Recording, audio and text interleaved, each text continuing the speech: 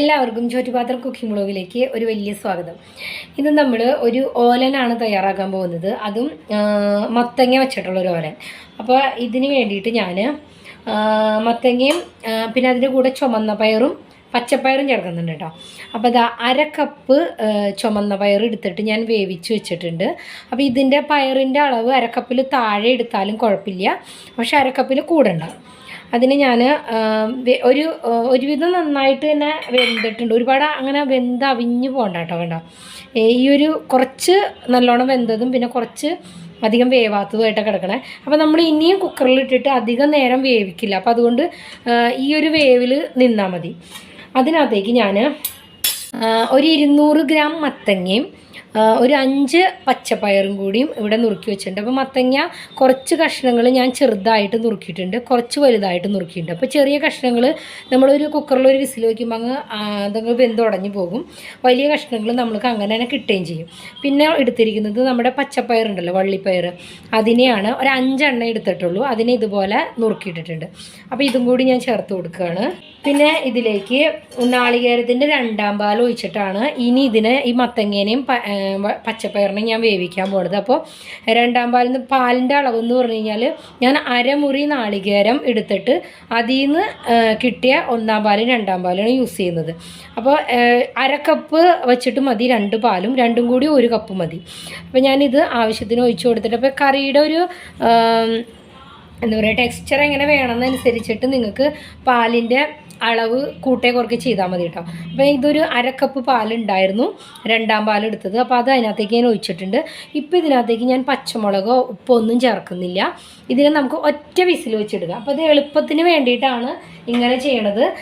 അടുപ്പത്ത് വെച്ചിട്ട് നമുക്ക് പാത്രത്തിലിട്ട് വേവിച്ച് കഴിഞ്ഞാൽ കുറേ സമയം എടുക്കണതുകൊണ്ടാണ് ഇതുപോലെ ചെയ്യണം കേട്ടോ. അപ്പോൾ ഇതൊന്നും ഒരു വിസിൽ വെച്ചെടുക്കാം.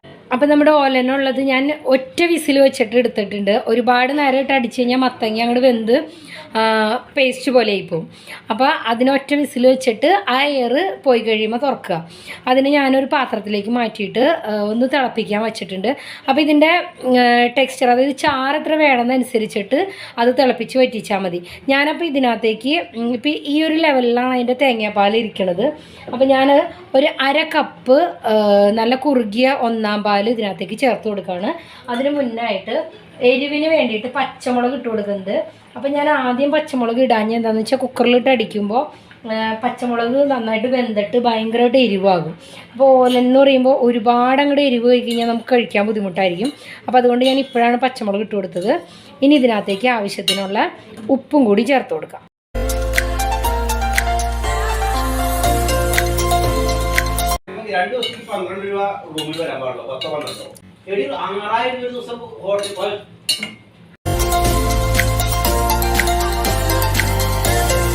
അത് ഉപ്പും പച്ചമുളകും ചേർത്തിട്ട് ഒന്ന് തിളച്ചിട്ടുണ്ട്. ഞാൻ അതിനകത്തേക്ക് 1ാം പാൽ ഒഴിച്ച് കൊടുക്കുകയാണ്. 1ാം പാൽ ഒഴിച്ച് കൊടുത്തിട്ട് വെള്ളം ഉണ്ട് എന്നുണ്ടെങ്കിൽ ഒന്ന് തിളപ്പിച്ചോളൂ. അതല്ലാന്നുണ്ടെങ്കിൽ ജസ്റ്റ് ഒന്ന് 4 സൈഡിൽ നിന്നും തിള വരുമ്പോൾ ഇറക്കി വയ്ക്കാം. പാലിൽ വെള്ളം ഉണ്ടെങ്കിൽ തിളപ്പിച്ച് വറ്റിച്ചില്ലെങ്കിൽ കറിക്കൊരു വെള്ളത്തിൻ്റെ ചുവ ഉണ്ടാവുമേ. അപ്പോൾ അതുകൊണ്ട് തന്നെ വെള്ളമുണ്ട്, ഞാൻ ഇതിനകത്ത് വെള്ളം ഒഴിച്ചിട്ടാണ് അടിച്ചെടുത്തേക്കണത്.